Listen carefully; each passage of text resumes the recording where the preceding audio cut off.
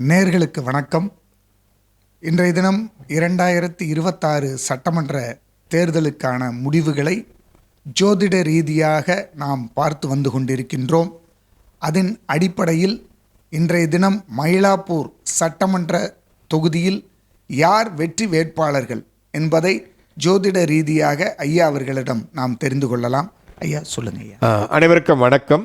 இந்த மயிலாப்பூர் சட்டமன்ற தொகுதியும் ஒரு முக்கியத்துவம் வாய்ந்த தொகுதியாக அமைந்திருக்கிறது.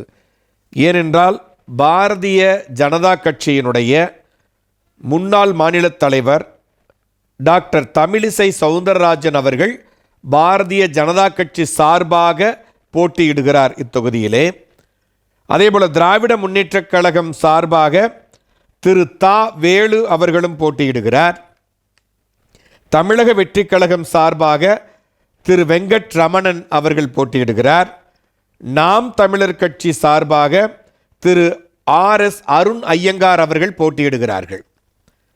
இந்த தொகுதியில் 4 வேட்பாளர்களுமே கடுமையான போட்டியை பெற்றிருக்கிறார்கள்.